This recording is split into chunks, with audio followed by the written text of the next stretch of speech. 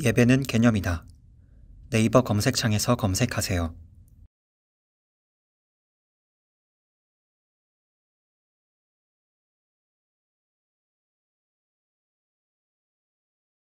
말씀 오셨습니다. 하나님 말씀 창세기 45장 9절부터 15절까지 말씀 보시겠습니다. 하나님 말씀은 창세기 45장 9절부터 15절까지 말씀. 구약성경 72페이지입니다. 구약성경 72페이지 창세기 45장 9절부터 15절까지의 말씀 찾으셨으면 제가 봉독하였습니다. 당신들은 속히 아버지께로 올라가서 아뢰기를 아버지 아들 요셉의 말에 하나님이 나를 애굽 전국의 주로 세우셨으니 지체 말고 내게로 내려오사 아버지 아들들과 아버지의 손자들과 아버지의 양과 소와 모든 소유가 고센 땅에 머물며 나와 가깝게 하소서. 흉년이 아직 5해가 있으니 내가 거기서 아버지를 봉양하리이다. 아버지와 아버지의 가족과 아버지께 속한 모든 사람에게 부족함이 없도록 하겠나이다 하더라고 전하소서. 당신들의 눈과 내 아우 베냐민의 눈이 보는 바 당신들에게 이 말을 하는 것은 내 입이라. 당신들은 내가 애굽에서 누린 영화와 당신들이 본 모든 것을 다 내 아버지께 아뢰고 속히 모시고 내려오소서 하며 자기 아우 베냐민의 목을 안고 우니 베냐민도 요셉의 목을 안고 우니라. 요셉이 또 형들과 입맞추며 안고 우니 형들이 그제서야 요셉과 말하니라. 아멘. 이 시간은 창세기 193번째 강의가 되겠습니다. 완전히 회복된 관계라는 제목으로 하나님 말씀 증거하도록 하겠습니다. 완전히 회복된 관계. 창세기 42장부터 시작해서 지금까지 창세기의 중요한 주제를 우리는 좀 살펴보고 있습니다. 창세기의 아주 중요한 주제는 뭐냐면 회개와 용서입니다. 오늘 우리가 그 주보에서 금주의 묵상을 이제 보게 되면 금주의 묵상 내용이 이거잖아요. 기독교에 있으면서 다른 종교에는 없는 것이 바로 속죄다. 불신자들은 그래서 뭐라고 반문할 것이지만 그리스도인들에게 속죄는 전부다. 로이드 존스 목사님이 했던 그 말씀이죠. 설교 가운데 했던 말씀입니다. 기독교에 있어서 다른 종교에게 없는 아주 중요한 요소는 바로 속죄입니다. 용서죠. 용서. 기독교 신앙에서 용서를 빼면 사실은 기독교 신앙이라고 얘기하기가 상당히 곤란해집니다. 근데 우리는 기독교 신앙에서 용서의 중요성, 용서의 탁월함에 관해서 제대로 인식하지 못하는 경향이 있습니다.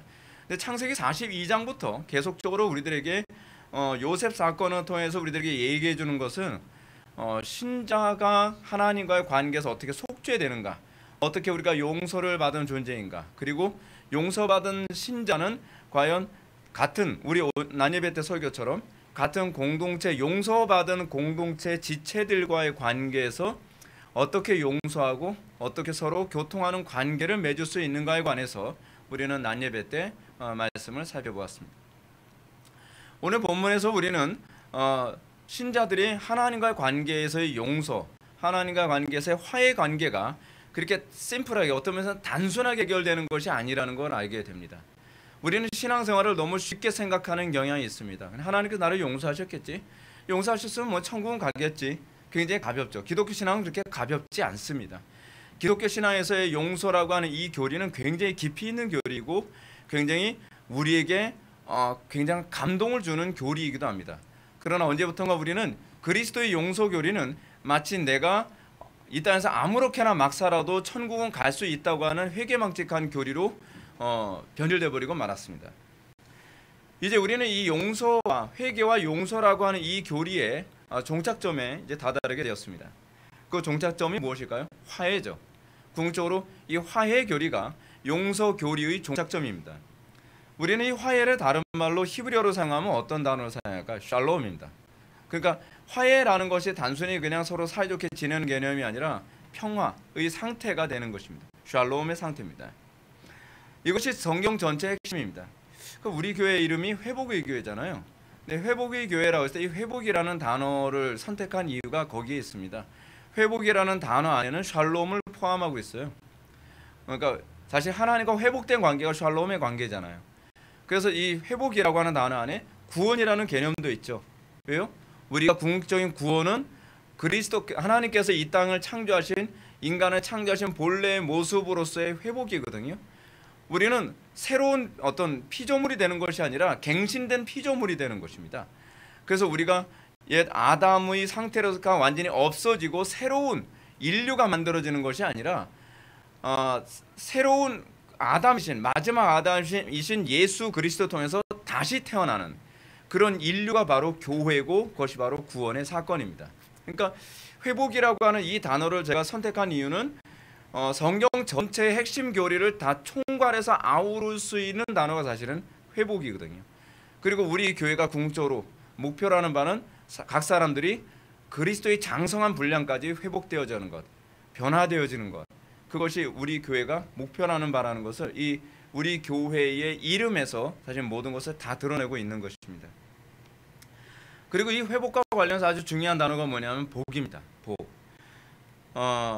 이 성경 전체의 큰 물줄기 중에 하나가 뭐냐면 하나님과 샬롬하는 것, 화해하는 것이고, 또는 뭐냐면 다시 복을, 그러니까 옛 아담이 잃어버렸던 복을 다시 회복하는 것입니다. 그리고 성도가 이 복을 회복했을 때 나타나는 것이 무엇입니까? 복을 확산하는 존재로서, 복의 근원으로 살아가는 존재로서의 정체성의 회복입니다.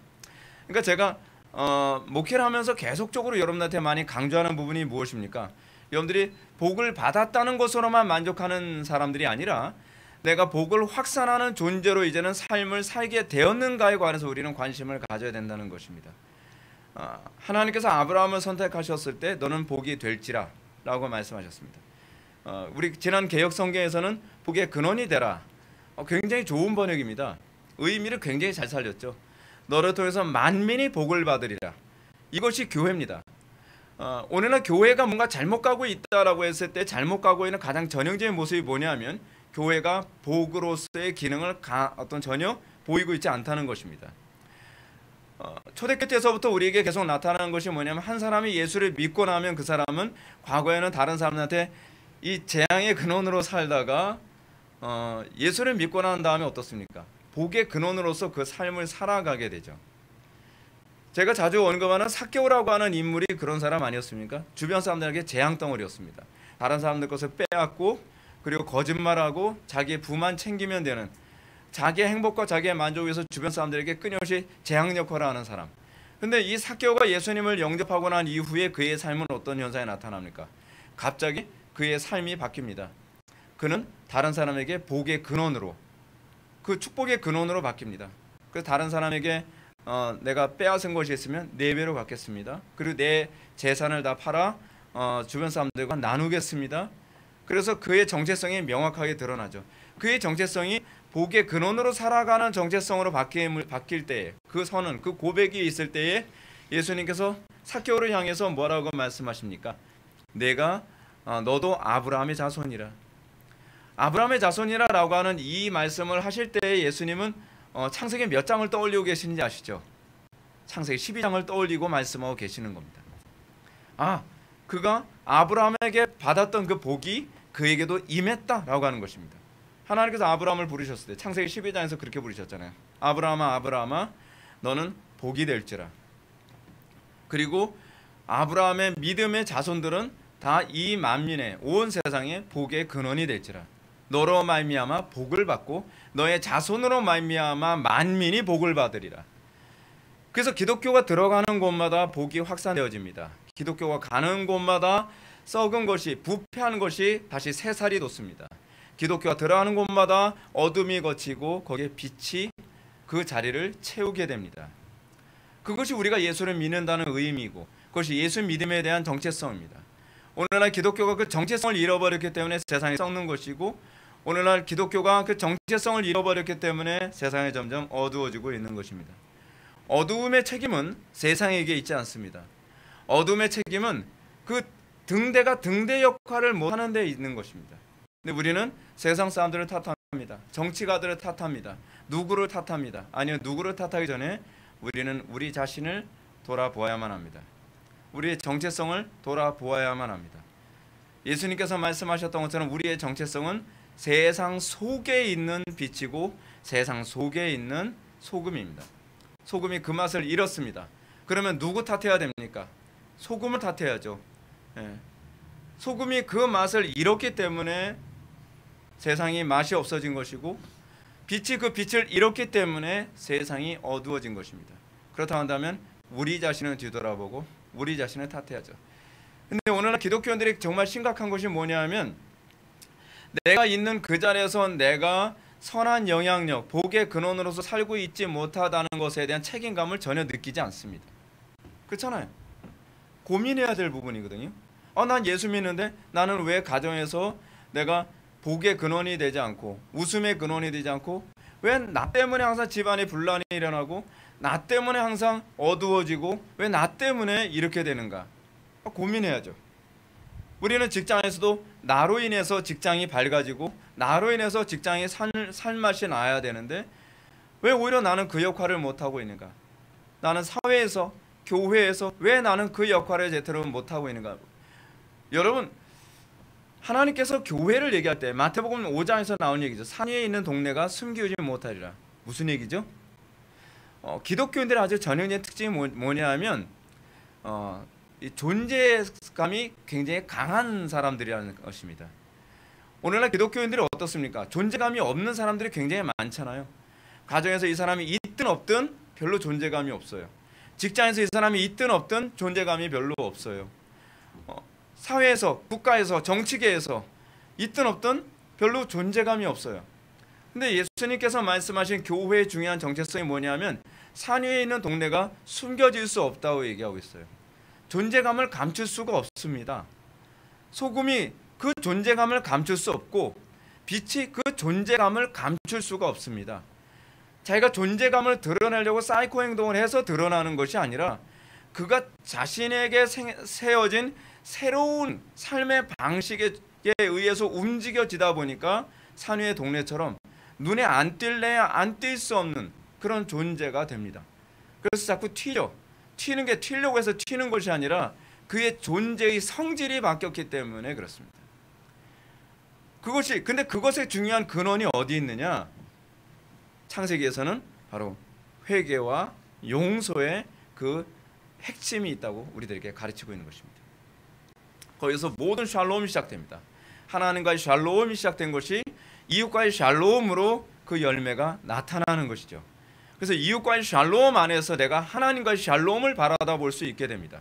근데 우리는 이웃과의 아무 샬롬도 없고, 그리고 같은 믿음의 공동체 안에 있는 지체들과 샬롬하기를 원치 않으면서 나는 그래도 하나님과는 샬롬 상태라고 얘기하는 것은 위선이라고 얘기하는 거죠. 자기를 속이고 있는 것입니다. 성경은 그렇게 가르치고 있지 않다는 사실입니다. 우리는 오늘 이 위대한 가르침을 살펴보기 전에 우리는 지난 시간에 선포되었던 말씀을 다시 한번 기억에 떠올릴 필요가 있습니다. 이렇게 하면서 우리가 오늘 본문을 이해하는 데 좀 더 선명해질 겁니다. 지난 시간에 우리는 요셉의 형들이 베냐민을 위기에서 돕기 위해 얼마나 희생적인 태도를 취했는지를 우리 보았습니다. 특히 유다의 탁월한 이 탄원에서 우리는 굉장히 감동을 받지 않았나요? 유다가 우리가 알고 있는 유다는 그런 유다가 아니었거든요. 우리가 알고 있는 유다는 별로 복의 근원이 아니라 재앙의 근원에 가까운 사람이었습니다. 유다의 전적을 보면은 굉장히 살벌합니다. 근데 유다가 이 기간 동안 점점점 변했습니다. 그리고 유다가 완전히 새로운 사람이 된 그 고백을 우린 지난 시간에 유다의 탄원을 통해서 우리는 살펴보게 되었습니다. 어떻게 사람이 이렇게 변할 수 있을까요? 이건 둘 중에 하나죠. 소설이든지 그렇지 않으면 하나님의 전능하신 능력이든지. 안 믿는 사람들이 봤을 때는 어떻게 사람이 이렇게 쉽게 변해? 라고 생각할 수 있겠죠.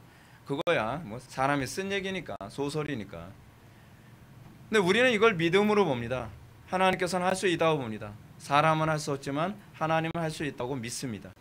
그렇기 때문에 오늘날에도 유다 같은 사람들이 새로운 피조물로 살게 되어지는 놀라운 역사를 우리는 간증을 듣습니다. 저는 설교의 위력을 믿습니다. 저는 설교가 교훈이라고 생각하지 않습니다. 저는 설교가 사람한테 좋은 정보를 제공하는 것으로 끝나는 것이라고 생각하지 않습니다. 그냥 단순히 교육학적인 존재로서 설교가 필요하다고 저는 생각하지 않습니다. 설교는 사람을 바꾼다고 저는 믿습니다. 사도 바울이 로마서 1장에서 얘기했던 것처럼 복음은 모든 믿는 자들에게 구원을 주시는 하나님의 능력입니다. 복음은 사람을 바꿉니다. 복음이 가져다주는 가장 위대함은 사람이 바뀔 수 있다는 겁니다. 우리는 그걸 믿어야만 합니다. 한국교회가 사실 복음의 그 위력, 복음의 위대함을 별로 신뢰하지 않습니다. 설교를 하는 사람이 유다 같았던 존재가 새롭게 바뀌어진 유다가 될 수 있을 것이라고 잘 믿지 않는 것 같습니다. 설교자가 그걸 믿지 않는다고 한다면 회중들은 당연히 변하지 않겠죠. 하여간 우리는 유다의 이 모습을 통해서 요셉, 그러니까 형들의 변화에 대해서 확실히 믿게 되었고, 그 진실성을 믿게 되었고, 요셉은 이제까지 자기가 형들이 자신에게 했던 모든 것들을 비로소 용서하게 되었습니다. 용서의 중요한 주체는 한쪽에 뻔뻔함에도 불구하고 무조건 용서해준다는 개념이 아니죠. 우리가 하나님 앞에 용서를 받기 이전에 우리는 하나님 앞에 나의 죄인됨에 대한 진솔한 고백이 앞섭니다. 우리는 하나님 잘못했어요. 하나님 아시면서 잘못했어요. 우리는 이런 식의 어떤 위선적이고 형식적이고 억지 춘향이 같은 어떤 식의 우리는 회개를 통해 용서를 기대해서는 곤란합니다. 우리가 진정으로 하나님께 용서받기를 원한다고 한다면 하나님 앞에 통회하는 심령이 필요합니다. 하나님 앞에 진솔하게 내가 죄인이라는 것을 인정하는 것에서 시작해야만 합니다. 인정하지 않는 상태에서 용서 또한 기대하기가 힘듭니다. 우리는 쉬운 종교를 생각합니다. 우리는 쉬운 용서를 생각합니다. 예수 믿는 거 그렇게 어렵지 않아? 너 별로 어렵지 않아? 그냥 예수 믿는 거, 그냥 하나님 앞에 그냥 영접 기도 한번 하면 돼. 그냥 하나님 앞에 그 하기 싫어도 하나님, 잘못했어요. 그럼 하나님은 긍휼이 많으셔가지고 그냥 용서해 주실 거예요. 근데 그런가요? 신약에서는 오히려 뭐라고 얘기하죠? 너희들이 용서를 받았다고 얘기하면서도 끊임없이 그 죄악에 빠진 것은 예수 그리스도의 십자가를 모욕하는 것이라고 얘기하고 있습니다. 우리가 진정으로 용서받았다고 한다면, 우리가 그 용서를 믿는다고 한다면 우리는 그 용서에 합당한 삶이 뒤따라오는 것이 정당합니다. 왜냐하면 그것은 행위의 구원을 얘기하는 것이 아니라 나의 용서에 대한 실제를 증명하는 것이기 때문에 그렇습니다. 그걸 우리는 표징이라고 얘기합니다. 이제 이 용서의 장면에서 우리는 성경적인 용서가 무엇인지 깨닫게 됩니다. 성경적인 용서란 우리 관대함을 기초로 하지 않습니다. 성경적인 용서의 기초가 어디 있습니까? 믿음에 기초합니다. 믿음의 기초. 어떤 믿음입니까? 하나님께서 모든 것 주관하여 저 사람을 통해 그 일을 하게 하셨다. 그렇죠? 하나님께서 이 모든 것을 섭리하시고 주관하셨다라고 하는 것을 인정하는 것. 그 믿음 안에서 우리는 용서가 따라오게 됩니다. 하나님의 섭리에 대한 믿음, 하나님의 주권에 대한 믿음. 여러분들 아마 제가 이렇게 얘기하는 거 들으면서도 목사님 머리로는 알겠는데 그래도 용서가 안 돼요. 그것이 믿음으로 말씀을 받지 않음입니다. 믿음으로 화합했을 경우에는 그게 가능해집니다. 이건 제가 여러분한테 교육학적인 차원이 아니라는 것이 바로 그겁니다. 교육적으로 제가 여러분들을 설득했다고 해서 누구를 용서하게 되지는 않습니다. 그래서 여러분들에게 나타나는 것이 무엇입니까? 목사님 알겠어요. 제가 하나님의 주권과 하나님의 섭리, 하나님의 작정이라는 관점에서 용서해야 된다는 걸 머리로는 알겠어요. 근데 제 마음이 움직이질 않아요. 맞습니다. 제가 할 수 있는 영역은 여러분들의 머리로 움직이는 것이 한계일 거예요. 하나님께서는 이 말씀을 통해서 여러분들의 마음을, 여러분들의 가슴을 움직이기를 원하십니다. 여러분들이 용서가 안 됩니까? 아는데도 용서가 안 됩니까? 그랬을 때 여러분들은 비로소 주님의 은혜를 구해야 될 당위성을 발견하게 된 것입니다. 하나님께 구하셔야만 합니다. 하나님, 제 힘으로는 안 됩니다. 맞습니다. 사람으로는 할 수 없는 영역입니다. 이건 하나님만 할 수 있습니다. 그래서 하나님만이 우리의 구원자 되시는 것입니다. 하나님만이 우리의 생명의 근원이 되시는 것입니다. 그래서 우리는 기도해야만 합니다. 우리는 주님을 의지해야만 합니다. 주님께 은혜를 구하고 그 가운데서 우리가 비로소 용서하는 그 은혜의 감격을 우리가 고백할 수 있어야만 합니다. 근데 하나님께서는 우리를 그렇게 다른 사람을 용서할 수 있게 하기 전에 한 가지 과정을 밟습니다. 그것은 겸손입니다.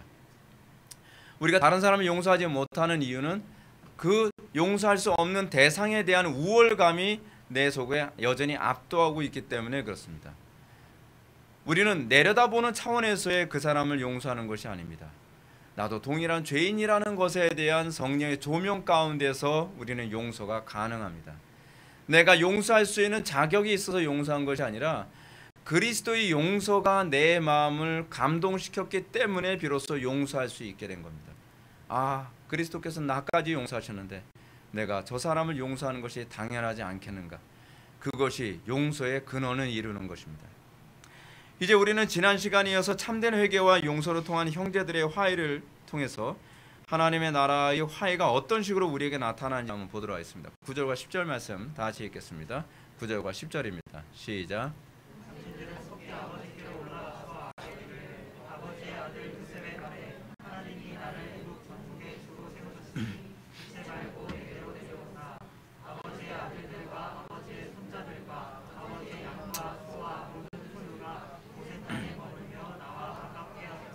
아멘.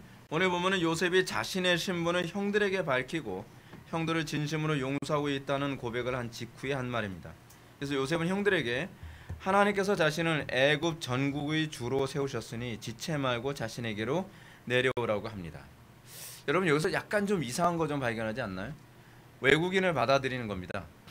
한두 명 받아들이는 것도 아니고 한 60여 명의 외국인을 받아들이는 거잖아요. 근데 우리는 너무 이거 쉽게 생각을 합니다. 아, 요셉의 가족이니까. 근데 여러분 요셉의 가족이라도 외국인을 받아들이는 문제에 있어서는 그래도 파라오한테 허락은 좀 맡아야 되는 거 아닙니까? 그렇잖아요. 근데 여기서 파라오한테 허락 맡았다는 말이 없잖아요. 요셉이 형들하고 얘기 나누고 울고 그 다음에 직성을 얘기하는 거예요. 울고 그런데 딱 잠깐만요. 파라오한테 잠깐만. 가서 얘기하고 난 다음에 허락 맡았어요. 즐거워하세요. 그렇지 않고 있어요. 어떻게 보면 여러분 이거요 월권행위입니다. 어떻게 보면 여러분 요셉의 행위는 굉장히 파라오의 권위를 함부로 넘어선 것처럼 보일 수도 있죠. 근데 여기서 여러분 이 장면에서 우리들에게 보여주는 것이 뭐냐면 요셉의 권위가 파라오의 권위에 버금가고 있다고 하는 것을 보여주고 있는 것입니다. 여러분 파라오가 요셉에게 반지를 주면서 뭐라 얘기합니까? 너의 결정이 나의 결정이 될 것이다. 그 모습을 그대로 보여주고 있는 것입니다. 그의 지위가 얼마나 신뢰할 만한지, 파라오가 봤을 때 얼마나 신뢰할 만했으면 너의 결정을 내가 모든 걸 내가 너한테 위임한다라고 얘기하는 거예요. 그래서 요셉은 지금 그렇게 한 겁니다. 근데 이 모습이 어디에도 나오냐 하면 보디발 사건에도 나와요. 보디발 집에서 거기서 노예 생활을 할 때에 보디발이 요셉의 전권을 다 위임합니다. 그래서 보디발의 아내가 요셉을 미혹할 때에 요셉이 보디발의 아내에게 이렇게 대답합니다. 이 집에는 나보다 큰 이가 없으며 이 집에는 나보다 큰 이가 없대요. 주인이 아무것도 내게 금하지 아니하였어도 금한 것은 당신뿐이니 당신은 그의 아내임이라. 그런데 내가 어찌 이 큰 악을 행하여 하나님께 죄를 지으리이까. 여러분 이거 딱 보면서 떠오르는 거 없나요? 옛 아담입니다. 아담이 범죄하기 전에요. 아담에게 모든 권한이 다 주어졌어요. 그래서 아담이 이 세상에서 하나님의 형상으로 자신의 모든 판단과 행동을 할 때에 하나님께서는 모든 권한이 다 맡겨졌죠. 근데 하나님께서 딱 한 가지 금하신 게 있죠. 보디발의 아내와 같은, 그죠? 선악을 알게 하는 나무의 실과. 그러니까 마치 창세기는요, 창세기 1장부터 3장 내용을 굉장히 다양한 방식으로 또 보여주고 또 보여주고 또 보여주는 것 같은, 이렇게 보여주는 가운데서도 예수 그리스도라고 하는 마지막 아담을 또 같이 연결해서 보여주는 놀라운 모습을 우리에게 보여주고 있습니다. 흥미롭게도 예수 그리스도에게서 우리는 이 모습을 또 발견하게 됩니다. 예수님은 아버지의 전권을 위임한 분입니다. 그래서 예수님의 모든 행동은 다 아버지의 행동으로 간주되어집니다. 그래서 예수님께서 제자들에게 뭐라고 말씀하십니까? 빌립이 아버지를 보여달라고 할 때 나를 본 적 아버지를 보았느니라. 근데 이 마지막 아담이신 예수님을 광야에서 시험할 때에 뱀도 하나님께서 금하신 그 하나에 관해서 끊임없이 예수님을 시험하죠. 근데 예수님은 그 시험을 통과하심으로 하나님께서 기뻐하시는 아들, 그렇죠? 이는 내 사랑하는 아들은 내 기뻐하는 자라라고 하는 그 선언을 듣기에 합당한 모습임이 입증되어집니다. 물론 그 선언 이전에 세례 요한에게 세례를 받죠. 세례를 받는 가운데서 하늘에서 음성이 나죠. 이는 내 사랑하는 아들이요 내 기뻐하는 자라. 내 사랑하는 아들이요. 이건 시편 2편 7절 말씀의 인용이죠. 내 기뻐하는 자라. 이사야서 42장 1절 말씀을 인용한 거죠. 근데 이 말씀이 의미하는 수고가 뭡니까? 이는 하나님의 통치를 구현하는 탁월한 자다라고 하는 의미죠. 저의 통치는 곧 나의 통치의 구현이다라고 하는 말이에요. 그것이 바로 시편 2편 7절과 이사야서 42장 1절 말씀을 연결해서 하나님께서 말씀하신 것입니다. 그것이 바로 예수님이신데, 그 예수님의 모습의 그 탁월함이 이제 광야에서 뱀의 시험을 받는 가운데서도 하나님께 끊임없이 순종하고 복종함으로써 그 음성의 확실함이 드러난 것이죠. 요셉에게서 우리가 발견하는 그 모습이 바로 그겁니다. 요셉은 바로 예수 그리스도의 예표입니다. 요셉은 이제 하나님께서 금하신 것을 보디발이 금한 것을 그것을 만지지 아니함으로, 그것을 선택하지 아니함으로 마지막 아담의 승리의 모습을 보여주죠. 그렇죠? 그리고 그의 모습을 통해서 이제는 그가 파라오의 우편에 앉아서 파라오의 통치 행위를 그가 행함으로써 어떤 현상이 나타나는 거예요? 그가 바로 예수 그리스도, 하나님의 우편에 앉으신 예수 그리스도의 예표를 그대로 보여주고 있음을 우리들에게 또한 보여주고 있습니다. 오늘 본문에서 요셉은 자기 형들에게 지체 말고 내게로 내려오사 아버지 아들들과 아버지의 손자들과 아버지의 양과 소와 모든 소유가 고센 땅에 머물며 나와 가깝게 하소서라고 말합니다. 이 구절에서 요셉이 형들에게 속히 또는 지체 말고 내려오라고 말한 것은 야곱의 가족들이 가나안 땅에서 고생할까 봐 그런 게 아닙니다. 근본적으로 여러분, 그들이 속히 내려오는 것이 하나님의 뜻이라고 확신했기 때문입니다. 아마도 요셉은 창세기 15장 13절부터 14절 말씀을 떠올렸을 겁니다. 여러분, 창세기가 설교하기 어려운 이유 중에 하나는 뭐냐면, 창세기는 그 본문만 가지고서 설교했다가는 본문을 정확하게 해석하기가 굉장히 어렵습니다. 어떤 행동이 나올 때 또는 어떤 모습이 나올 때 이 본문이 창세기 1, 2, 3장과 어떻게 연결되어져 있는지, 그리고 아브라함과 맺은 언약과 어떻게 연결을 맺고 있는지, 또 이것이 궁극적으로 장차 오실 예수 그리스도와 어떻게 연결을 맺고 있는지를 구약과 신약 전반에 걸친 연결선 안에서 그 본문이 해석되어야 이 본문에 대한 이해가 더 선명해지고 더 정확해져 갑니다. 실제로 여러분, 요셉이 형들에게 빨리 내려오셔서라고 하는 것이 더 쉽겠습니까? 아니면 형님들 올라가십시오, 이제부터는 제가 애굽의 총리니까 여기서 음식을 계속 그쪽으로 배달 올리겠습니다. 우리 배달의 민족이잖아요. 어느 쪽이 더 쉽겠습니까? 가족들 60만이 내려오는 게 쉽겠습니까? 그렇지 않으면 자기 종들 시켜가지고 매번 곡식을 올려보내는 것이 더 쉽겠습니까? 제가 보기에는 후자가 더 쉽다고 생각을 합니다. 어차피 가뭄은 전 세계가 똑같거든요. 그 애굽 지역 전체가 똑같아요. 그럼에도 불구하고 이 양식을 올리는 것이 아니라 오히려 양식을 먹는, 이 생존할 수 있는 공간으로 오라고 요청합니다.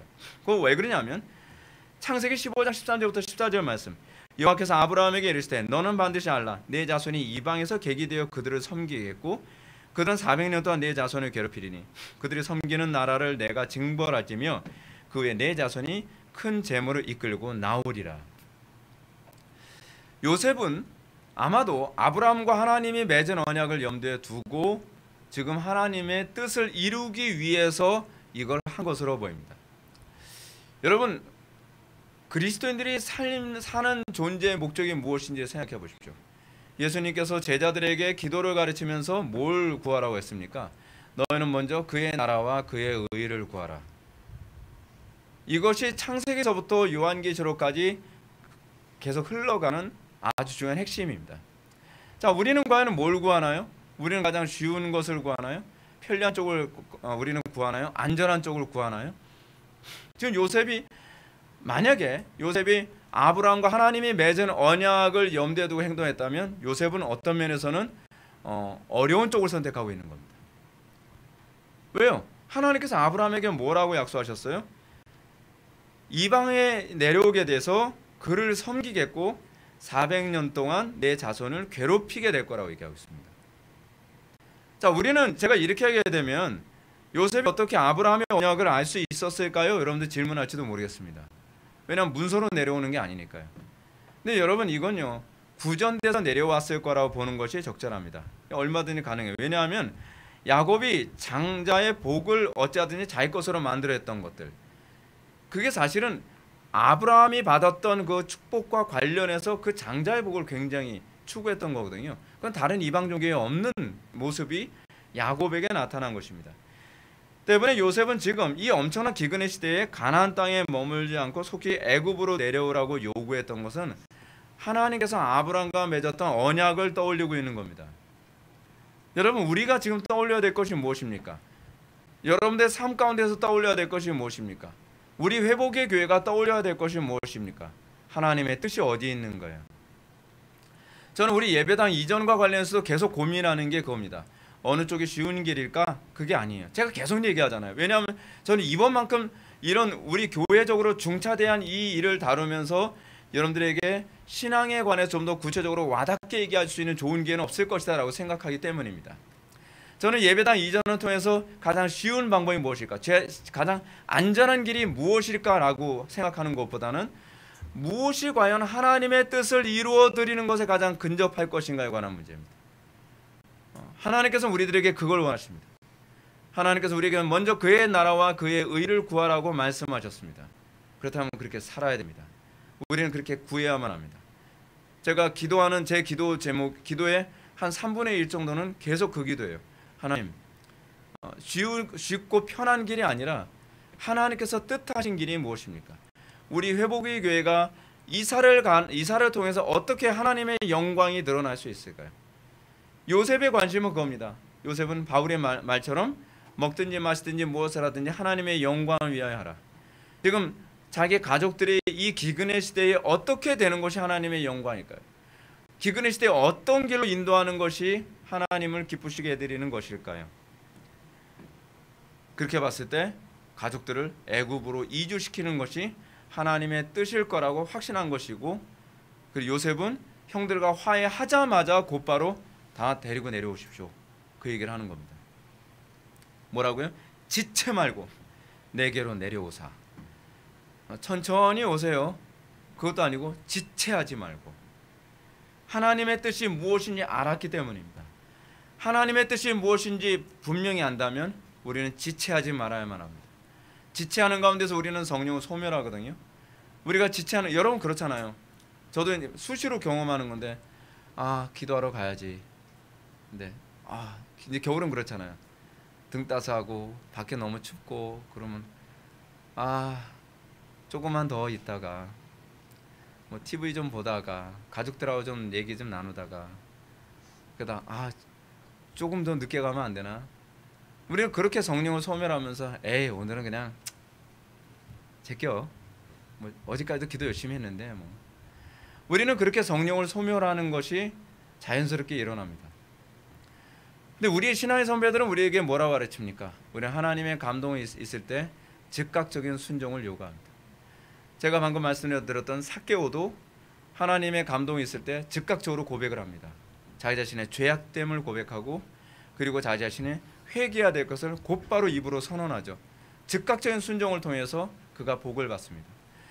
우리는 사도 바울이 데살로니가전서 5장에서 얘기했던 것, 그 가르침 잊어서는 안 됩니다. 항상 기뻐하라, 쉬지 말고 기도하라, 범사에 감사하라. 그리고 예언을 멸시치 말고 성령을 소멸치 말고. 여러분 이건 굉장히 중요한 문제입니다. 하나님의 말씀을 멸시하거나 소멸하지 않는 태도로 살아가는 것이 이 땅을 살아가는 가장 지혜로운 태도 중에 하나입니다. 요셉은 지금 그 태도를 그대로 보여주고 있습니다. 뭐라고요? 지체하지 말고 내게로 내려오소서. 우리가 살 길은 오로지 딱 한 길밖에 없습니다. 하나님께로 즉각적으로 순종하는 것입니다. 하나님께로 내려오는 것을 즉각적으로 따라오는 것입니다. 지금도 주님께서는 우리들에게 즉각적으로 말씀하시죠. 나에게 돌아오라. 즉각 돌아오라. 우리는 설교를 들으면서 굉장한 어떤 충동을 느끼기도 합니다. 그래 하나님 말씀을 순종해야지. 오늘 목사님 설교 들어보니까 내가 이렇게 순종해야 될 것 같아. 하나님의 뜻이 무엇인지 알겠어. 근데 하루 미루고 이틀 미루면서 아닐 수도 있지 않나? 목사님이 또 사욕이 있을 수도 있지. 뭐 여러 가지 생각을 하면서 하루 이틀 지나면서 즉각적으로 주님께 돌아올 수 있는 기회를 놓치기도 합니다. 놓치지 마십시오. 우리가 가장 어리석은 것은 성령을 소멸하는 것입니다. 하나님께서 우리에게 회개할 마음을 주셨을 때 하나님께서는 저는 하나님께 그런 기도를 했었거든요. 하나님 은혜 주시려면요 그냥 화끈하게 주세요. 화끈하게 불덩어리 그냥. 근데 하나님께서 불덩어리 주셨으면 좋겠는데 불꽃을 주세요. 불꽃. 작은 불꽃 하나가 떡 떨어져요. 아니 이게 뭐예요? 화끈하게 해달라니까 화끈하게요. 근데 하나님께서는 불꽃 하나 딱 주시고서 저한테 그런 말씀을 하시는 거예요. 그런 말씀 하시는 것처럼 느껴져요. 소멸하지 마. 그 은혜의 가치를 네가 알았으면 좋겠어. 여러분 불꽃 그 불 붙일 때 어떻습니까? 이게 꺼질까봐 막 세게도 못 불어요. 세게 불면 불꽃 날아가 버리잖아요. 하면서 불꽃 조금씩 살려가죠. 근데 그러면서 불꽃이 점점 커져가면서 하나님을 뜨겁게 사랑하게 되어져요. 저는 은혜를 처음에 그렇게 받았어요. 은혜를 불꽃처럼 받았어요. 불꽃처럼 받았다니까 뭔가 되게 세게 받은 것 같은데 그 불꽃이 아니라 진짜 미미하게요. 조그만 거 하나 순종했어요. 전 처음에 기도 생활 어떻게 순종을 했냐면 제가 청년부 회장을 처음 딱 했는데 나 하루에 1시간씩 기도해야지. 청년부가 너무 개판이니까. 청년들이 맨날 끝나면 술 마시러 가는 청년부를 제가 맡았거든요. 그것도 제가 전도사도 아니고 게다가 그 교회에서 제가 뭐 별로 영향력이 있는 그런 저기도 아니고 그 교회에 온 지 얼마 안 된 상태에서 청년부 회장감이 없다고 저 청년부 회장을 세운 거니까요. 제가 잘나서가 아니라 감이 없어서 저를 세운 거예요. 그러니까 제가 너무 두려우니까 하나님께 주님 제가 기도하는데 하나님께서 마음에 그런 감동을 주시더라고요. 하루에 1시간 이상 기도하자. 오케이. 그래서 하루에 1시간 이상 기도하기로 마음먹었어요. 하루에 진짜 10분 기도했는데 시간이 너무 나 1시간 기도한 줄 알았는데 10분밖에 안 간 거예요. 아니 그럼 앞으로 50분은 어떻게 기도하지? 약속을 했는데 그래서 주여 몸 비트면서 기도 되지도 않는데 한참 기도했는데 5분 갔어요. 미치겠더라고요. 그냥. 근데 그렇게 하면서 지금까지 온 거예요. 그 작은 불꽃 하나 하나님께서 그거 하나 순종 하나 그거 보신 것 같더라고요. 그 5분 10분 그거 하기 힘든 거 순종해가지고 매일같이 진짜 거의 하루도 빼놓지 않고 제가 말씀드렸잖아요. 저 방위 생활하면서 기도 생활 그렇게 했다고요. 방위 생활하는데 방위 생활하면 다 비웃어요. 방위. 여러분 항상 지구를 지키는 건 지구 방위됩니다. 방위 우습게 보지 마세요. 제가 지구 지킨 사람이에요. 근데 제가 방위 생활하면 제가 조교였기 때문에 하루에 한따까리를 3번씩 아침 점심 저녁 군 생활 해본 사람은 알아요. 하루 3번 한따까리 얼마나 끔찍한지. 몽둥이로도 맞고 막 깍지 끼고 앞으로 전진 머리 맞고 화이바로 맞고 발로 맞고 전투화발로 맞으면 진짜 살벌하거든요. 전쟁 때 쓰는 무기예요. 전투화는요. 그런데도 그 약속을 지키는 거예요. 하나님과의 관계에서. 하나님 저 오늘 되게 우울한데요.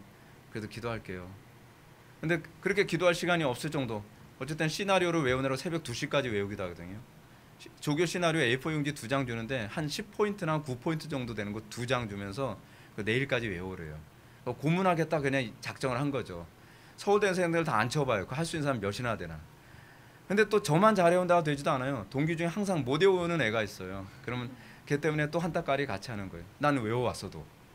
걔는 맨날 그 죄책감에 시달리죠. 왜냐면 걔 때문에 맞으니까. 우리가 다 안녕하십니까 본조는 시가지 각계 전투를 담당하는 이병 김민호입니다. 그래서 쫙 외우거든요. 근데 그 친구는 항상 못 외워요. 그러면 우리가 긍휼히 여기는 마음을 쳐다보죠. 그럼 그걸 우리는 또 한 번 더 고문을 당하죠. 막 고문당해요. 근데 걔도 굉장히 괴로웠나 봐요. 나중에 탈영했어요. 네. 왜냐면 자기 때문에 맨날 그러니까. 근데 더 가슴 아팠던 게 뭐냐면 방위들은 탈영을 하면 탈영으로 안 쳐져요. 그냥 분실이래요. 네. 서류상으로 분실이에요. 그래서 너무 괴로웠어요. 우리 동기 하나 또 분실됐구나. 네. 근데 그러면서도 계속 이제 그러면서 하루에 1시간씩 기도하는 시간을 갖는데 어쨌든 기도할 시간 없잖아요. 그럼 버스 안에서 기도하는 거예요. 버스 안에서 주여 버스 안에서 막 간절히 기도하다 보니까 어떻게 갑자기 방언도 막 터져요. 네. 근데 방언 근데 버스 안에서 너무 간절히 막 기도하니까 이 고참이 딱 이제 같이 버스 다 탔거든요. 근데 고참이 탔는지도 몰랐어요. 고참이 내릴 때니까 야, 너 뭐 혼자서 계속 중얼중얼 하더라. 그래서 아, 영어가 잘 안 헤어졌어요. 영어 좀 영어. 그래. 얼마나 간절하면 버스 안에서도 계속 기도하고 조교 활동하다가 또 잠깐 그 빈 시간 있잖아요. 그 잠깐 쉬는 시간 있으면 산속에서 이제 예비군들 훈련시키고 그러거든요. 그러면 한쪽 구제 앉아서 막 기도하고, 왜냐면 하나님하고 1시간 이상 기도하기로 약속을 했으니까요. 근데 그게 지금까지 올 줄은 모르는 거예요. 뭐 진짜 길을 잊어버렸네. 뭘 얘기하다 여기까지 온 거지? 지체하지 말고, 우리 지체하지 말고 하나님께 순종하는 태도를 해야만 합니다. 하나님께서 기뻐하시는 게 뭐예요? 순종이에요. 제가 신앙생활하면서 정말 가장 많이 느끼는 게 뭐냐면 순종이 제사보다 낫다는 거예요. 신앙생활은요, 머리로 하는 거 아닙니다. 신앙생활은요, 순종을 하는 겁니다. 신앙생활은 무릎으로 하는 겁니다. 근데 우린 자꾸 신앙생활을 머리로 하려고 들어요. 그러면서 하나님하고 점점 멀어집니다. 요셉은 자기 형들에게 지체하지 말라고 합니다. 지체하지 말고 아버지 모시고 내려오십시오. 여러분, 얼마나 많은 그리스도인들이 삶 속에서 이런 태도가 사라지면서 자동적으로 좁은 문의 삶도 없어집니다. 좁은 문, 좁은 길. 그러니까 신앙생활이 좁은 문이고 신앙생활이 좁은 길이라는 걸 잘 인식을 잘 못합니다. 왜요? 즉각적으로 순종을 안 하니까요. 좀 상황이 좋아지면, 좀 여건이 좋아지면 자꾸 미루는 거예요. 이런 태도로 말미암아 많은 그리스도인들의 경건이 이렇게 처참히 무너져 내려갑니다. 서서히 성령을 소멸하고요, 진리를 타협합니다. 제가 오늘 시간 여러분들한테 분명히 말씀드리지만 참된 기독교 신앙의 길을 걸어가길 바란다면 한 길만 보여야만 하고요, 그리고 오로지 즉각적인 순종만이 성령의 감동에 예민해지는 방식입니다. 하나님께서 조그만 마음의 감동을 주셔도 그것이 나한테 손해가 되는 것 같고 귀찮고 또는 나의 본성에 거슬리더라도 자꾸 자기의 부인하세요. 자꾸 순종하세요. 그러다 보면요, 우리가 영적으로 점점 더 예민해지고 영적으로 깨어 있을 수밖에 없습니다. 우리가 신약성경을 보면 예수님의 가르침은 이 요소들로 가득합니다. 예수님은 죄인들을 향해서 말씀하실 때 한 길밖에 없다고 얘기하고요, 또 즉각적으로 순종하라고 명령하십니다. 어떤 사람이 예수님을 따르겠대요. 주여, 제가 주님을 따르겠습니다. 그래, 천천히 따라. 내가 기다려줄게. 그러지 않습니다. 그거 따를래? 그러면 내 부모 다 부인하고 나 따라. 내 모든 재산을 팔고 나 따라. 내 부모를 그러니까 어떤 사람이 그래요. 주여, 그럼 제 부모를 제가 장사 지내고 제가 주를 따르겠나이다. 아니, 그럴 필요 없어. 죽은 자들이 죽은 자를 장사하고 너는 지금 적극적으로 나를 따라. 성경이 얘기하는, 소위 로이 존스 목사님이 그런 얘기를 많이 합니다. 성경이 우리에게 요구하고 있는 중요한 신앙의 태도는 즉각적인 것이다. 하나님께서는 우리에게 즉각적인 것을 요구하십니다. 하나님께서는 우리가 하나님의 말씀 앞에 즉각적으로 반응하기 원합니다. 엘리사가 엘리야를 따라옵니다. 근데 엘리야가 엘리사를 보고 뭐라고 얘기합니까? 너는 나를 따르라 했더니 그 자리에서 오히려 소 다 잡아서 사람들한테 나눠주고 그리고 곧바로 엘리야를 따라갑니다. 하나님께서 기뻐하시는 신앙이죠. 하나님께서 다윗에게 요구했던 신앙, 하나님께서 모세에게 요구했던 신앙, 하나님께서 구약에 나오는 수많은 인물들에게 요구했던 신앙은 그 즉각적인 순종을 우리에게 원합니다. 성령을 소멸하지 않기를 원합니다. 이제 우리는 회개와 용서의 관계로 인한 새로운 국면을 살펴보도록 하겠습니다. 11절과 12절입니다. 흉년이 아직 5해가 지났으니, 5해가 있으니 내가 거기서 아버지를 봉양하리이다. 아버지와 아버지의 가족과 아버지께 속하는 모든 사람에게 부족함이 없도록 하겠나이다 하더라고 전하소서. 당신들의 눈과 내 아우 베냐민의 눈이 보는 바 당신들에게 이 말을 하는 것은 내 입이라. 요셉은 형들에게 가나안 땅에 있는 가족들을 다 데리고 애굽으로 올 것을 종용한 후에 다음과 같은 약속을 합니다. 흉년이 아직 5해가 있으니 내가 거기서 아버지를 봉양하리이다. 아버지와 아버지의 가족과 아버지께 속한 모든 사람에게 부족함이 없도록 하겠나이다. 흉년이 아직 5년 더 남았다는 겁니다. 그리고 요셉은 그 안전을 제가 다 보장해 드리겠습니다 라고 얘기합니다. 여러분, 이게 뭡니까? 하나님께 참되게 회개한 자들에게 하나님께서 주시는 보장입니다. 여러분, 우리가 하나님의 말씀을 믿었다고 한다면 우리는 즉각적으로 순종해야 된다 그랬죠. 형들이 자기 가족들을 즉각적으로 데리고 오게 되어지면 무엇이 기다리고 있습니까? 풍요와 안전이 보장됩니다. 요셉은 그걸 보장해 주겠다고 얘기합니다. 근데 우리는 문제가 뭐냐면 요셉은 예수 그리스도의 예표거든요. 근데 우리가 예수님의 말씀을 따를 때 과연 내가 예수님을 따른다고 해서 나한테 풍요가 보장될까? 지금 보면 당장 내가 보기엔 다 잃어버릴 것 같은데 아닙니다. 우리가 예수가 그리스도시다. 그걸 우리가 줄여서 예수 그리스도라고 얘기하죠. 이게 초대교회의 복음 선포라고 그랬잖아요. 초대교회의 중요한 복음 선포는 예수가 그리스도시다. 예수만이 나의 구원자 되신다. 우리가 이 마지막 시대를 살아가면서 여러분들이 정말 매 순간마다 고백해야 될 것이 예수가 그리스도이심을 고백하는 것입니다. 저는 요즘 우리나라뿐만 아니라 전 세계 돌아가는 거 보면서 정말 이 고백이 흔들리면 우리는 믿음 못 지킬 시대가 왔구나 하는 생각이 듭니다. 우리가 살아가는 이 시대에 우리가 세상의 것으로 구원을 삼으려 한다고 한다면 우리는 우리의 모든 자유와 우리의 영혼까지 다 털리게 될 겁니다. 우리는 삶의 매 순간순간마다 이것이 하나님께서 원하시는 것인가, 이것이 하나님을 기쁘시게 해드리는 것인가에 관한 고민이 어느 때보다도 절실한 때입니다. 제가 요즘 무슨 기도하는지 아십니까? 전 그런 기도합니다. 하나님, 정말 한치도 내다볼 수 없을 정도로 세상이 복잡하게 돌아가는데 우리 성도들을 이런 것에 의해서 미혹돼서 끌려가지 않도록 어떻게 인도해야 될지 지혜를 주십시오. 저 요즘 그런 기도를 자꾸 합니다. 뭐 새로운 어떤 시스템들이 계속 나오잖아요. 그래서 우리 교회는 이제 적어도 학생들에게는 핸드폰, 그러니까 스마트폰은 사용하지 않게 함으로써 아이들이 스마트폰에 중독되지 않게 하는 것. 근데 이것도 과연 어느 정도까지 갈 수 있을까요? 더 새로운 것들이 계속 출몰해서 예측할 수 없는 방식으로 우리를 기계와 편리함과 안전함과 안락함의 노예화되게 만들고 있잖아요. 우리가 분명하게 생각해야 될 것은 하나님만이 나의 구원자 되시고 하나님만이 나를 통치하시는 유일한 존재임을 인정하기 위해서 우리는 어느 쪽을 선택할 것인가를 고민해야 된다는 사실입니다. 편리함의 노예되면 안 됩니다. 그러면 여러분들은 일론 머스크 같은 사람의 노예가 될 것입니다. 여러분들이 편리를 제공받는 대신 여러분들은 영혼을 포기해야 될 때가 점점 가까이 오고 있는 것입니다. 이 시대야말로 정말 피할 수 없을 정도로 빅브로더 시대가 돼가고 있습니다. 제가 뭐 별로 권하고 싶지 않은 책인데 1984 보게 되면은 전 세계를 디지털로 다 컨트롤하고 세뇌시키고 그런 시대가 1984라고 하는 책이잖아요. 근데 이 시대가 거의 그런 시대가 돼버리고 말았습니다. 모든 것이 다 디지털화되고 있고, 디지털 말고요, 디지털화 돼가고 있으면서 세상이 소위 중앙에서 모든 걸 통제가 가능한 시대가 되고 있습니다. 무서운 시대입니다. 근데 우리는 무서운지도 모르죠. 편리하니까요. 냄비 속에 개구리가 왜 죽는지 아십니까? 편리하기 때문에 죽어가는 겁니다. 따뜻하기 때문에. 그리고 불편하지 않기 때문에. 불편해야 뛰쳐나오거든요. 근데 세상은 절대로 불편함을 주지 않으려고 합니다. 그 냄비 속에서 완전히 푹 고아질 때까지 계속적인 편리를 우리에게 제공할 겁니다. 우리의 영혼은 철저히 죽어가고 노예화될 것이죠. 우리가 이렇게 창세기 43장의 모습을 보면서 우리가 정말 온전한 회개가 필요한 것은 그것입니다. 우리에게 필요한 것은 단순한 개선이 아닙니다.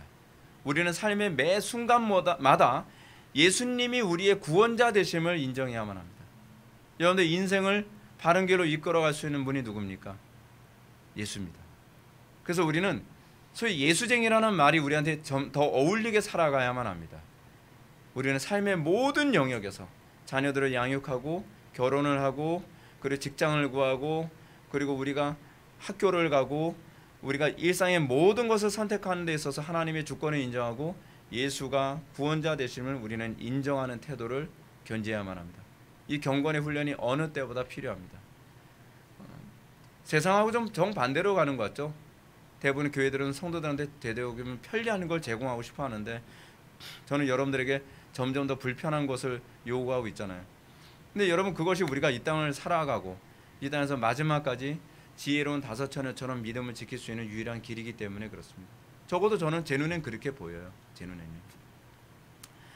그리고 우리는 이것과 아울러서 좀 생각해야 될 부분이 있습니다. 신앙생활에 있어서 윤리도덕이 신앙의 목표가 아니라는 겁니다. 여러분 우리는 윤리도덕을 잘 지키는데도 불구하고 한쪽에서는 잔악한 사람들을 굉장히 많이 보게 됩니다. 일본 사람들을 보게 되면 굉장히 윤리 도덕적이잖아요. 굉장히 신뢰를 중요시 여기고요. 근데 그들의 어떤 보이지 않는 공간에서의 그들의 삶은 굉장히 추잡하고 굉장히 더러운 삶을 살아가잖아요.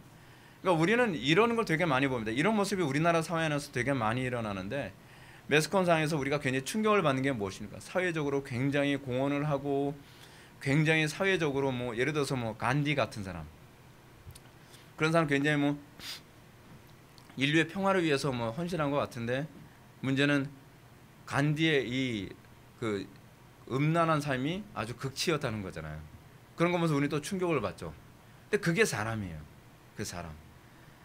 그리고 그것이 성화와 개선의 차이입니다. 개선된 사람들은요, 부분적으로는 괜찮게 살아가는데 삶의 원리는 하나도 바뀌질 않아요. 근데 그리스도인은 왜 삶의 전 영역이 바뀌냐면 우리는 삶의 원리가 바뀐 사람이지 삶의 어떤 행동에 개선이 생긴 사람이 아니거든요. 여러분들은 어떤가요? 여러분들은 종교 생활에 개선이 있기 때문에 여러분들 신자라고 생각을 합니까? 저는 그렇게 생각 안 합니다. 제가 항상 교인들을 많이 읽는 이유 중에 하나는 뭐냐면 여러분들의 선한 행동에 대해서 칭찬해주기보다는 여러분들 삶의 원리에 대해서 자꾸 제가 종용하고 있기 때문에 그렇습니다. 근데 그리스도인이란 종교인이 되는 것이 아닙니다. 그리스도인이란 어떤 도덕적인 사람이 되는 것이 아닙니다. 그리스도인이란 술 끊고 담배 끊었기 때문에 그리스도인이 되는 게 아닙니다. 그리스도인은 삶의 원리가 세상 사람들과 구별되기 때문에 그리스도인입니다. 우리가 관심을 가져야 될 게 그겁니다. 그렇지 않으면 어떤 한 일면에서는 남들이 봤을 때 추앙받을 정도로 굉장히 도덕적인데 실질적으로 어떤 사건이 터졌을 때 해석하는 거 보면 너무나 황당한 해석을 하는 경우가 많이 있잖아요. 우리는 오늘날 소위 존경받는다고 하는 교계의 어르신들이라고 하는 분들 중에서 그런 사람들 많이 보지 않나요? 존경받을 정도로 막 굉장히 사회봉사도 많이 하고 굉장히 사람들한테 박수 받는 일을 굉장히 많이 했는데 어떤 이념적인 문제에 있어서는 저분이 막 공산주의를 지지해주고 또 동성애를 지지해주고 그리고 반기독교적인 것에 관해서 긍정적으로 얘기하면서 우리는 굉장히 충격을 받습니다. 저는 그분들을 보면서 별로 충격 안 받습니다. 아, 저 사람들 개선된 사람이구나. 저 사람이 삶의 원리가 바뀐 사람은 아니었구나. 제가 아는 어떤 분, 그분은 과거에 예수 믿기 전에 굉장히 좀 부끄러울 정도로 자기 삶은 너무 세속적이었다라고 얘기했던 분입니다. 근데 예수를 믿었다고 얘기를 하는데 그리고 난 다음에 그 사람이 목사님이 되고 나서 그의 일상에 살면서는 굉장히 도덕적이고 사회봉사도 굉장히 많이 하고 설교 준비할 때도 굉장히 성실하게 준비하는 굉장히 말 한마디도 점잖고 굉장히 사람들한테 박수를 받을 만한 그런 발언을 합니다. 그런데 그의 삶에 있어서의 그런 개선된 것과 다르게 오히려 어떤 영적인 부분에 있어서는 굉장히 리버럴한 것을 보게 돼요. 어떻게 저런 분이 저렇게 판단하지? 어떻게 저런 분이 WCC를 인정해 줄 수 있지? 어떻게 저런 분이 소위 예배에 관한 부분에 가서 저렇게 관대할 수 있지? 본질에 있어서는 다 털려 있어요. 본질에 있어서는 하나님과 아무 관계가 없어요. 근데 비본질적인 영역에서는 모든 사람들한테 박수받고 존경받기에 충분해요. 거기서 사람들이 속죠. 그건 신앙이 아닙니다. 그리고 그거는 개선이지 그건 회개가 아닙니다. 우리는 삶의 원리가 바뀌었느냐에 대해서 관심을 가져야지 내가 어떤 행동을 했느냐에 대해서 관심을 가지면 안 돼요. 여러분들 스스로도 그런 거에 되게 많이 속습니다. 어떤가요? 여러분들 삶의 원리가 바뀌었나요? 모든 것을 판단하고 결정하고 생각하는 원리가 바뀐 건가요? 그래서 여러분들 행동이 바뀌어진 건가요? 아니면 이렇게 살아야 된다고 하니까 원리는 여전히 바뀌지 않았는데 이렇게 살아야 사람들이 인정해주고 이렇게 살아야 신앙인이라고 얘기하니까 여러분들 그렇게 사는 겁니까? 우린 그걸 율법주의라고 얘기하죠. 형식은 중요시 여기는데 더 중한 바 의와 인과 신은 없는 거예요. 알맹이는 없고 껍데기만 가득한 거죠. 그래서 예수님께서 바리새인들 보고 뭐라고 얘기합니까? 회칠한 무덤이라고 그러죠. 우리가 회칠한 무덤일 수 있습니다. 내가 회칠한 무덤인지 아닌지 뒤돌아 봐야 돼요. 근데 사실은 사람들이 이런 설교 되게 싫어합니다. 그래서 우리 교회가 사람들이 잘 안 모이는 거예요. 네. 상관없어요. 어차피 뭐 거기에 초점 맞추고 목회한 건 아니니까. 근데 여러분 우리에게 궁극적으로 필요한 건 그래서요 창세기 45장의 체험입니다. 창세기 43장과 45장의 체험의 차이가 있습니다. 창세기 43장은 어떤 내용이죠? 요셉의 형들이 요셉과 잔치를 합니다. 굉장히 풍요롭죠. 그 부분은 별 차이가 없는 것 같습니다. 그리고 굉장히 기분 좋은 그런 관계를 맺죠. 그래서 사람들은 생각합니다. 이제는 우리가 이 요셉과 이 총리와 모든 관계가, 모든 오해가 다 풀린 관계 같다라고 생각을 하죠. 근데 가장 핵심적인 건 하나가 바뀌지 않았습니다. 뭐죠? 총리와 이 유대인의 관계, 히브리인의 관계예요. 그죠? 근데 창세기 45장으로 와서 궁극적으로 완전한 회개가 일어났을 때 요셉과 이 요셉의 형들과의 관계는 이제 총리와 히브리인들과의 관계가 아니라 혈육의 관계로 바뀝니다. 가장 핵심적인 변화가 그겁니다. 이걸 사도 바울은 뭐라 하냐면 종의 영과 또 아들의 영에 관한 관점으로 얘기하죠. 우리에게 있어서 하나님과의 관계는 지금 내가 얼마나 풍요로운, 마치 이거죠. 히브리서 4장에서 얘기하는 것은 한 번 비춤을 얻고 하늘의 은사를 맛보고 성령에 참여한 바 됐어요. 근데 문제는 뭐냐면 그 관계가 여전히 종의 관계일 뿐이라는 거예요. 근데 우리는 그것에, 왜냐하면 내가 아무도 이전에 체험하지 못했던 체험을 했기 때문에 나 굉장히 그때 변한 것 같아. 나 그때 예수 믿게 된 것 같아. 나 그때 구원받은 것 같아. 왜냐하면 비춤을 얻고 하늘의 은사를 맛보고 성령에 참여했거든. 근데 문제는 하나님과의 관계에서 여전히 종의 영 가운데 있다고 한다면 그는 창세기 43장에서 여전히 벗어나지 못하고 있는 거죠. 완전한 회개와 회심이 일어난 것이 아니라 여전히 그 관계 안에서 불안정한 관계인 거죠. 회개의 진정성을 인정받고 하나님과의 관계가 완전히 회복된 사람들은 이제는 그 신분이 바뀝니다. 13절부터 15절 말씀 한번 봅시다. 13절부터 15절 말씀 다 같이 읽겠습니다. 시작.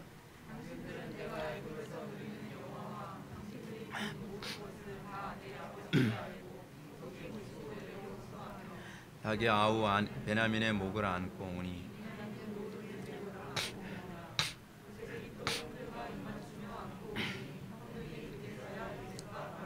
아멘. 그래서 요셉과 형들의 관계를 가장 탁월하게 언급한 부분이 무엇입니까? 그것은 형들과 입맞추고 안고 형들이 그제서 요셉과 말하니라.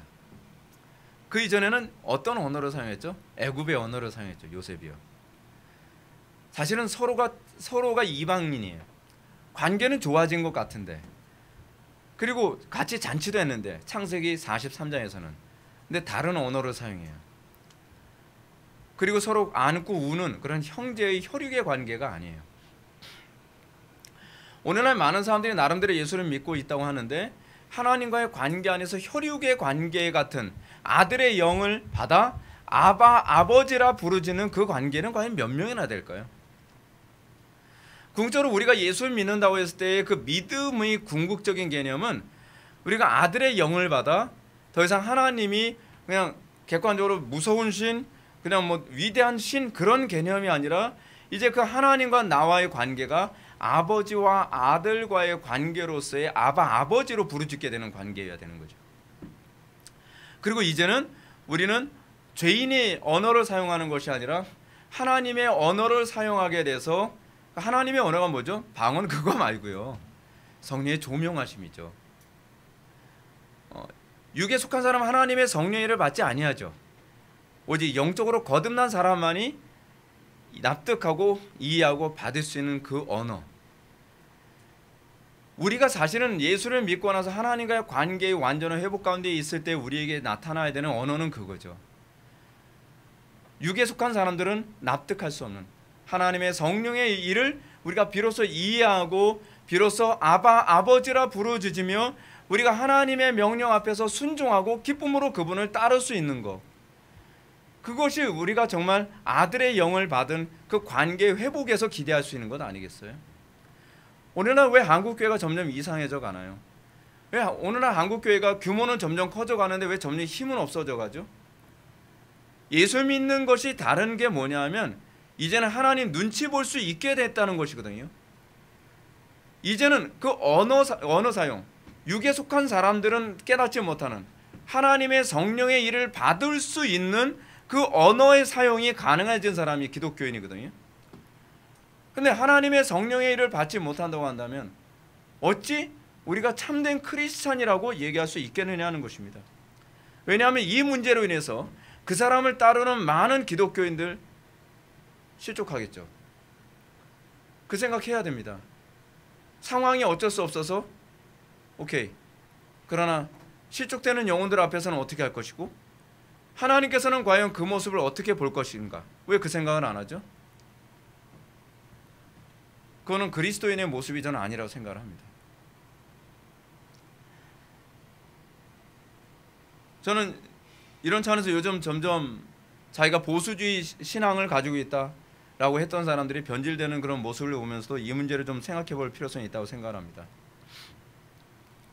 우리가 잘 아는 제임스 패커 같은 경우에는 자기는 20대 초반에 회심했다라고 얘기합니다. 회심을 했는지 안 했는지, 그것이 창세기 43장 사건인지 창세기 45장 사건인지는 좀 지켜봐야 될 문제라고 생각합니다. 여러분, 진짜 회심하고 나면요, 하나님에 대해서 좀 더 디테일해지고요, 자기 신학이 점점 더 보수화돼 갑니다.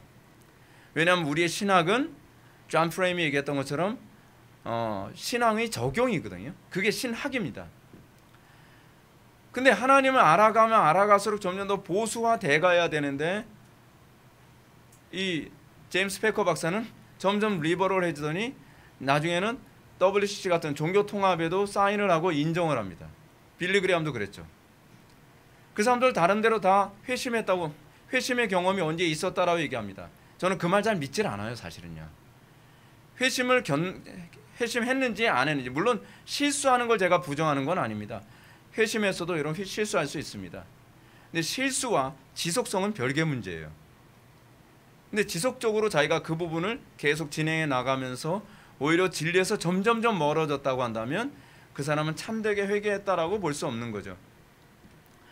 여러분들 신앙에 체험했다고 해서 그거 너무 신뢰하지 마십시오.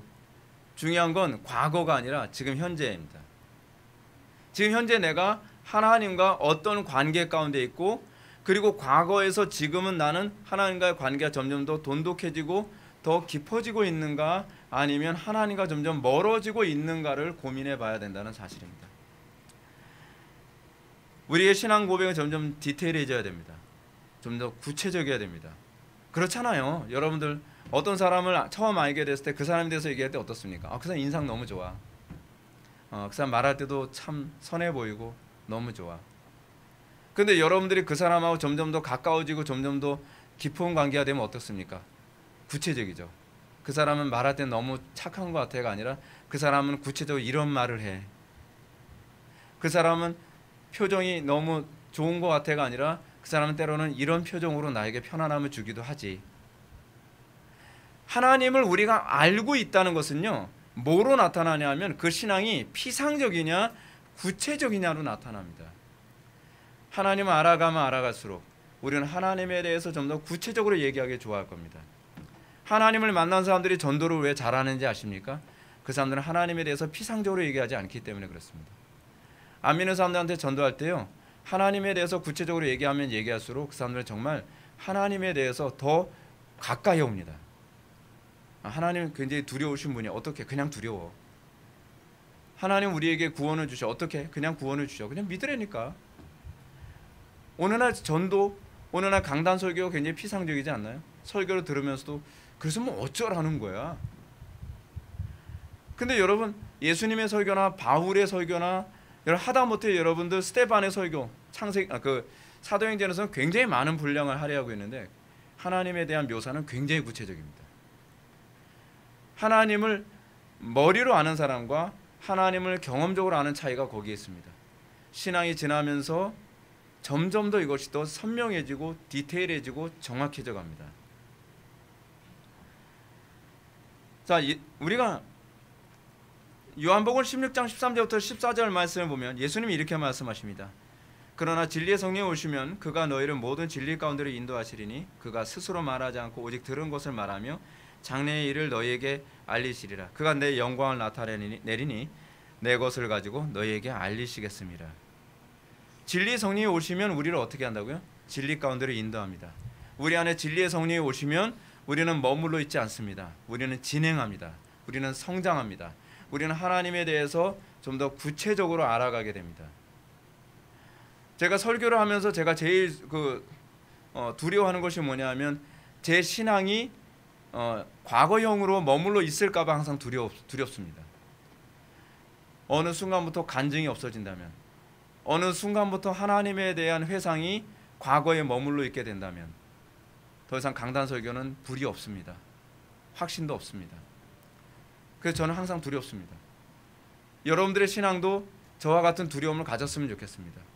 여러분들의 신앙은 항상 현재형인가요? 그래서 항상 불타있고 하나님과 만남, 어저께 만난 하나님, 그리고 지금 만나고 있는 그 과정 안에서 나에게 새로운 마음을 주시고 흥분되게 하시는 그 하나님이신가요?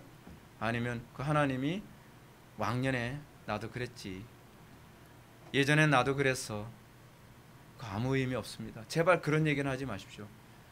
그것이 성경에서 가장 위험하게 치는 부분이고 마귀가 가장 많이 활용하는 수단입니다. 우리의 신앙의 선배들 보게 되면 어떻습니까? 스펄전이나 로이드 존스나 칼빈, 제가 자주 언급하는 이분들을 보십시오. 그 외에도 많은 개혁자들을 보십시오. 그들은 수많은 교리와 어려움과 거짓 교리의 도전에 직면하면서도 그들은 신앙이 퇴보하거나 멈춰 있지 않았습니다. 유혹이 그렇게 많은데, 수많은 이상한 교리들로 공격이 수도 없이 오는데 그들은 신앙이 퇴보하거나 변질되지 않고 오히려 더 선명해져 갑니다. 더 하나님을 만나는 흔적이 그의 말 속에서, 그의 표정에서, 그의 삶 속에서 명확하게 보입니다. 하나님 만난 것처럼 행동하지 않습니다. 우리가 볼 때 그들은 정말 하나님을 만난 사람이라는 확신을 가질 수 있습니다. 우리는 어떤가요? 여러분들이 어차피 하나님 앞에 설 때 제가 여러분들 대신 서줄 수 있는 관계는 아닙니다. 대신 서줄 수 있는 분은 예수님밖에 없죠. 여러분들이 하나님과의 관계에서 어떻습니까? 난 이전보다 점점 더 하나님을 가까이 알아가는 흔적이 있는가? 내가 하나님 만났다라고 막 사람들한테 설득을 해야만 하는 관계인가? 아니면 저 사람을 보면 하나님을 계속 만나고 있는 게 틀림없어. 마치 그런 거 있잖아요. 연애하는 사람은 감출 수 없다 그러잖아요. 그럼 얼굴에서 괜히 막 희쭉희쭉 웃고, 저 왜 그래 저? 무슨 요즘 좋은 일 있나? 아니면 그 안에서 이제 우리는 느낄 수 있죠. 하나님이라고 하는 영광스러운 그 대상을 만났을 때 우리는 감출 수가 없습니다. 우리는 점점 더 그 영광에 매료되고 그분을 아는 것이 더 깊어질수록 우리는 그런 모습으로 바뀌죠. 창세기 45장은 우리에게 그걸 얘기해 줍니다. 창세기 45장 신앙에 들어간 사람들이, 그런 사람들의 회개는 창세기 43장의 형들처럼 억지로 맞지 못한 회개가 아닙니다. 창세기 43장은 단회적이죠. 그리고 거기서 끝난 사람들은 한번 비춤을 얻고 하늘의 은사를 맛보고 성령에 참여한 바 됐다가 오히려 더 마음이 강팍해지고 더 굳어지는 경우가 얼마나 많습니까? 그런데요, 이 단계에서 창세기 45장으로 들어간 사람들은 그 관계의 풍성함을 얘기하기 시작합니다. 하나님의 어떤 단면을 얘기하고 그거로 끝나는 것이 아니라 하나님의 이러이러한 디테일함을 얘기하고 그 안에서 간증을 하고 그 안에서 자녀들을 양육하고 그 가운데서 다른 형제들과 지체들에게 선한 길로 인도하는데 아름다워집니다.